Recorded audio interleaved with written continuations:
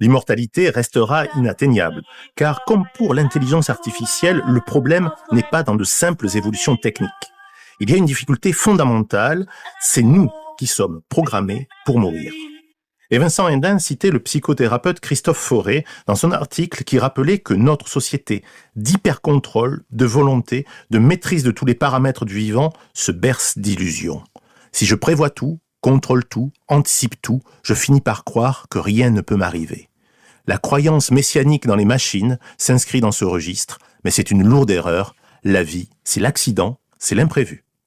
Pierre-Jérôme Delage partagera avec nous son analyse, afin de percevoir en quoi le transhumanisme n'est qu'une évolution des technologies. En effet, j'ouvrais mon propos en citant une de vos contributions dans un livre et votre article H+, transhumanisme, eugénisme et droit, par une citation de l'article 1 de la déclaration transhumaniste qui prophétise un changement radical de l'humanité par la technologie et cite un certain nombre d'applications comme le rajeunissement, l'accroissement de l'intelligence, la modification de son état psychologique, l'abolition de la souffrance. Ce n'est que cela, le transhumanisme, et globalement, que recouvre ce terme, Pierre-Jérôme? Alors, ce n'est sûrement pas que cela, mais c'est une partie de cela. L'idée générale, pour la poser, l'idée générale du transhumanisme, c'est de permettre à l'homme de s'affranchir de ses limites biologiques naturelles grâce à la technologie. Ça veut dire que la technologie pourrait nous permettre donc de rajeunir, de ne pas vieillir, de ne pas être malade, à l'extrême de ne pas mourir, ce qui évidemment est une chimère, mais certains le croient. Donc l'idée est vraiment la transcendance, et d'ailleurs pour ça qu'on parle de transhumanisme, on devrait même parler plutôt de transhumanité. L'idée c'est de transcender la condition humaine pour évoluer vers autre chose, vers un transhumain, vers un post-humain, qui serait libéré de toutes les bornes, de toutes les limites biologiques dans lesquelles il est enfermé. Des promesses incroyables. Et alors cette idée est née quand est né le transhumanisme? Alors on discute un petit peu, mais pour certains c'est la fin des années 70, pour d'autres la fin des années 80, bon en tout cas une naissance relativement récente aux États-Unis, dans la Silicon Valley. Alors, pour prendre juste un des termes, on parlait d'intelligence augmentée, de choses comme ça, il y a Elon Musk, qui avant d'envoyer les voitures dans l'espace, c'était assez intéressant, a lancé parmi tous ses autres projets, un projet qui est baptisé Neuralink, et qui vise à implanter dans le cerveau une interface pour améliorer la mémoire et interagir avec d'autres appareils électroniques. Alors, j'imagine que son objectif n'est pas nécessairement de participer à Question pour un champion ou de faire ses courses sur Amazon par la pensée. À votre avis, quel est le dessein de tels investissements? Non, faire ses courses sur Amazon par la pensée, je pense que ça plairait à beaucoup de monde et ça pourrait fonctionner avec Neuralink peut-être.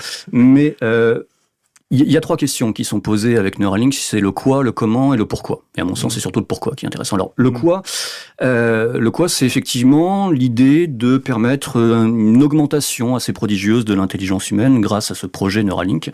Le comment, ce serait grâce à des sortes de cordons neuronaux qui permettraient de créer des sortes d'interfaces homme-machine. Et le pourquoi ce projet Neuralink, pourquoi cette volonté d'augmentation de l'intelligence humaine, de la création de ces liens neuronaux? Parce qu'on a peur, en tout cas parce qu'Elon Musk manifestement a peur de l'intelligence artificielle. Et ça c'est très intéressant, c'est un des fondements idéologiques principaux du transhumanisme, c'est ce qu'on appelle la honte prométhéenne. C'est-à-dire cette idée que dans le fond, l'homme est de plus en plus honteux, affligé de constater les performances des machines qu'il a créées, notamment les performances de l'intelligence artificielle, et donc pour ne pas être totalement dépassé, il va falloir qu'il s'adapte. En gros, l'alternative, c'est mourir ou s'adapter. Et donc, pour s'adapter, bien Neuralink serait une des clés de cette adaptation et donc une des clés de l'absence de dépassement de l'homme par l'intelligence artificielle. Ouais, une claire concurrence. En plus, il y a eu une discussion de mémoire entre Elon Musk et Mark Zuckerberg, justement, où Elon Musk tensait son jeune collègue en disant « vous n'avez rien compris » ou je ne sais pas si tu voyais sur l'intelligence artificielle. Donc, pour Elon Musk, ce serait remplir ce gap, finalement, peut-être? Oui, peut-être, ce serait certainement combler un manque, une faiblesse de l'être humain.